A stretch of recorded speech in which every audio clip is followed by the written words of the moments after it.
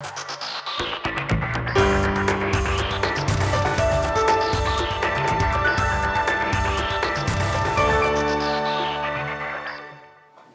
de votre fidélité à Télé Sud et bienvenue dans cette édition de l'entretien du jour. Je reçois aujourd'hui la présidente d'un parti politique en Côte d'Ivoire, Madame Henriette Lagou, qui est présidente du parti Renouveau pour la paix et la concorde. Bonjour Madame Lagou. Bonjour M. Kemayou. On vous a suivi pendant la campagne électorale. Vous étiez la présidente la directrice de campagne de Laurent Gbagbo dans la zone de Daoukro, si je ne me trompe pas. Daoukro, oui. D'accord. Et là, aujourd'hui, vous avez lancé votre propre parti politique. Absolument. Vous avez quitté le FPI? Je n'étais pas au FPI. D'accord. J'étais membre de la Galaxie patriotique, c'est-à-dire membre de la majorité présidentielle pour la campagne, juste pour le président Laurent Gbagbo. D'accord. J'étais de la société civile. D'accord. Donc aujourd'hui, vous lancez votre propre parti politique. J'imagine que l'ambition, c'est de participer aux prochaines échéances électorales, notamment en 2013, avec les municipales et les régionales couplées. Oui, bien sûr. Avec les élections municipales, régionales et aussi aux présidentielles, pourquoi pas? En 2015. En 2015. D'accord. Mais s'il y a un chantier aujourd'hui qui intéresse à la fois les Ivoiriens et les observateurs sur la scène internationale, c'est celle de la réconciliation nationale. Vous êtes partante, puisque vous êtes retournée en Côte d'Ivoire aujourd'hui, après le Ghana. Comment vous comptez vous y investir dans ce processus de réconciliation? Ok, merci. En effet, j'étais en exil au Ghana après les événements et donc je suis rentrée depuis avril passé. Et avec un parti politique sous la main, le Renouveau pour la paix et la concorde. Vous comprenez qu'avec la paix qui est la concorde, on s'inscrit résolument dans le processus de réconciliation. Et depuis que nous sommes arrivés à Abidjan, avec mes amis de la plateforme que nous constituons et moi-même, nous avons pris notre bâton de pèlerin pour participer activement à la réconciliation de notre pays. D'accord. Donc vous êtes une plateforme. Hein? Avant, on disait LMP pour la majorité présidentielle. Maintenant, LMP, ça se décline en Ligue des mouvements pour le progrès. Ben, il faut comprendre, j'ai mon parti politique qui évolue de façon indépendante.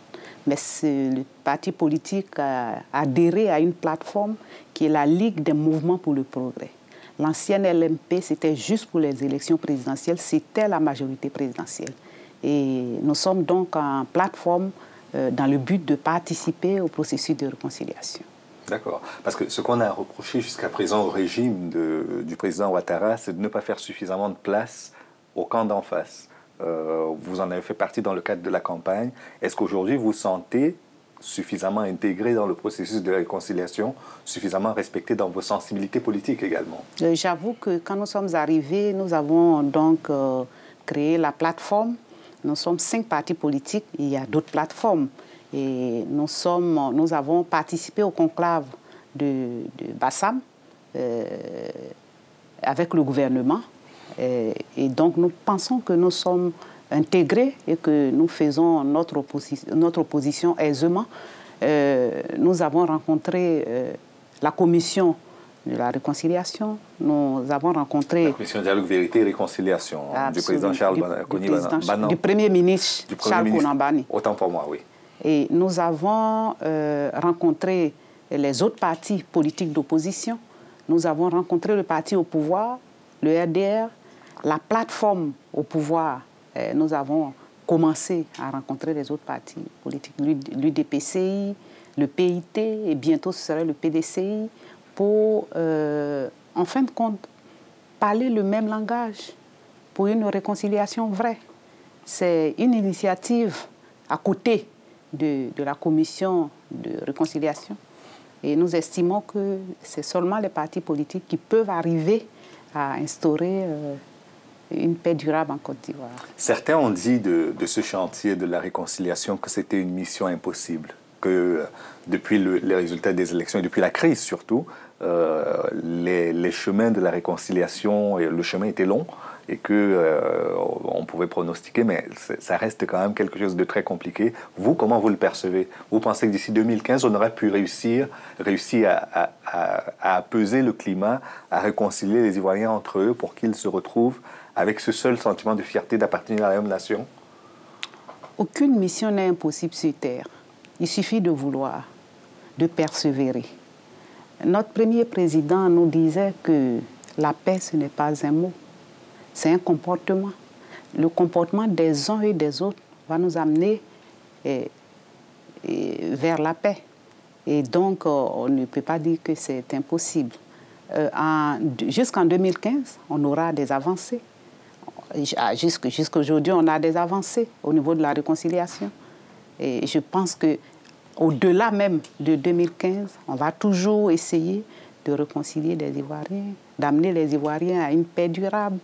Et la vie politique, l'action politique ne se résume qu'à ça, pour la paix des peuples. Mais quand on voit la violence qui a suivi l'élection présidentielle, on se dit qu'on part quand même de très loin. Évidemment, nous partons de très loin. Nous revenons de très loin. C'est pour cette raison que nous nous sommes inscrits résolument dans la réconciliation. Ça ne sert à rien d'être en exil et de regarder les Ivoiriens souffrir. Donc vous comprenez que c'est possible si nous voulons. D'accord. Mais vous êtes sensible à cela, mais au sein de l'ancienne majorité présidentielle, le discours n'est peut-être pas forcément le même, pour certaines raisons que vous comprenez ou pour lesquelles vous n'êtes pas d'accord, mais c'est un chemin qu'il faut faire à plusieurs. Absolument, il faut faire le chemin à plusieurs. De premier abord, on ne peut pas parler le même langage. On est sorti, comme vous l'avez dit tantôt, d'une violence, d'une crise, d'une guerre même, si on peut appeler cela comme ça. Et donc, il faut amener les autres à comprendre que le chemin, c'est la négociation. Que le chemin, c'est de s'asseoir, de se parler, et ce n'est pas en passant par les armes. D'accord.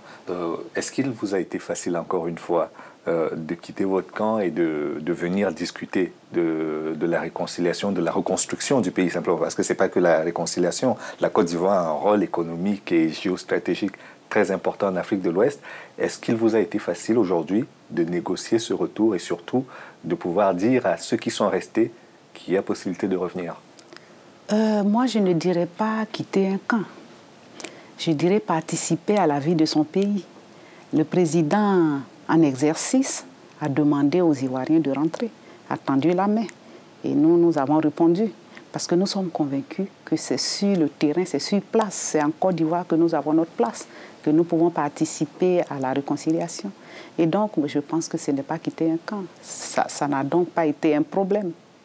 Voilà. Ok. Et qu'est-ce que vous pourriez dire à d'autres qui sont à l'extérieur et qui aujourd'hui ne sentent pas la nécessité ou ne sont pas dans le même état d'esprit que vous pour qu'ils puissent vous rejoindre, rallier surtout leur pays?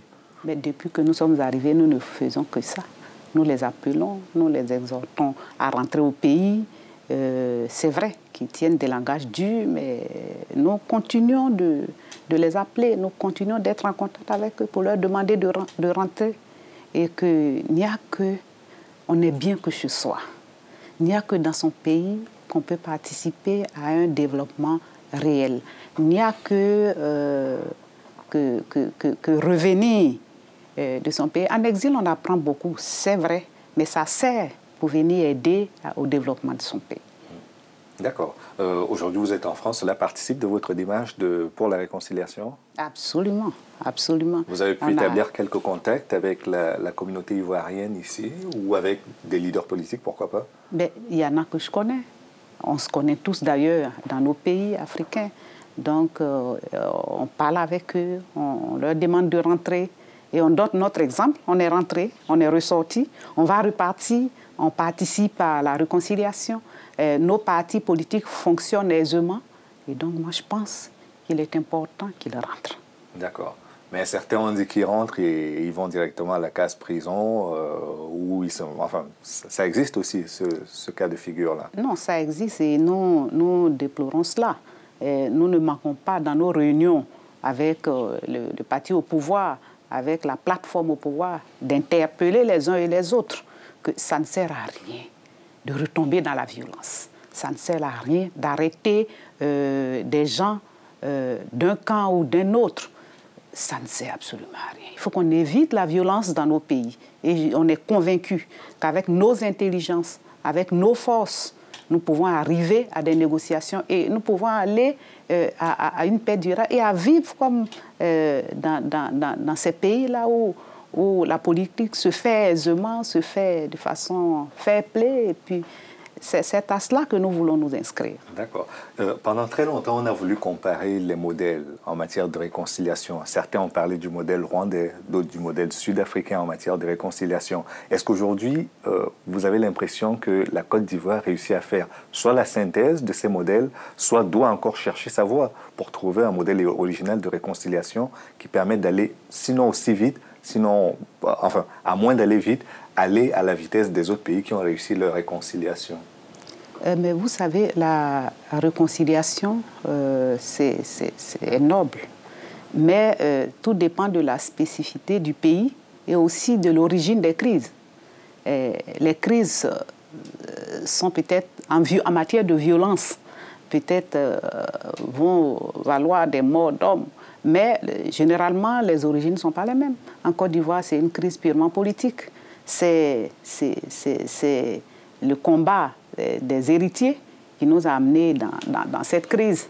Et je pense que c'est spécifique et donc il faut trouver un modèle à l'ivoirienne pour pouvoir aller à la réconciliation. D'accord. Parlons maintenant des ambitions de votre parti politique. Vous êtes femme, vous êtes présidente de parti politique, c'est pas rien. Maintenant que vous avez réussi à la fois votre retour et la création de votre parti dont vous êtes la présidente, quels sont vos projets pour la Côte d'Ivoire?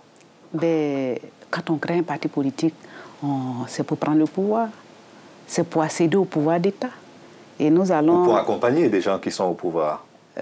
Pour accéder au pouvoir d'État. D'accord. Mais tout en faisant une opposition constructive, pacifique, et tout en critiquant ce qui est fait par ceux qui sont au pouvoir, ce qui n'est pas bien, ce qui est bon, il faut le dire aussi. Et puis avancer et chercher à prendre le pouvoir. Et nous allons nous donner les moyens d'arriver à cela. Nous nous fixons comme objectif de prendre le pouvoir, mais de façon pacifique. D'accord. Et à partir des urnes aussi. D'accord. Donc là, la première échéance, ce sont les municipales et les régionales. Vous allez présenter des candidats dans toutes les circonscriptions? Nous allons couvrir le territoire ivoirien. Nous allons présenter des candidats partout. Et aux élections municipales et aux élections régionales. Et ensuite, nous allons nous préparer pour les élections présidentielles de 2015. D'accord. Donc, je vous souhaite de pouvoir les préparer dans la sérénité et que dans quelques mois, on revienne pour en parler. La campagne ne devrait pas tarder à commencer. Oui, très bientôt. Mais nous sommes toujours en campagne. Vous savez, quand on est homme, on est femme politique, on est homme politique, tous les gestes que vous faites, c'est des gestes de campagne. On est chaque jour en campagne. Même dans sa chambre, on est en campagne. Très bien. Bonne campagne donc. Je vous dis merci. Merci à vous. Et merci à vous également d'avoir suivi cette émission jusqu'à son terme. Rendez-vous demain pour notre édition de l'entretien du jour. À bientôt.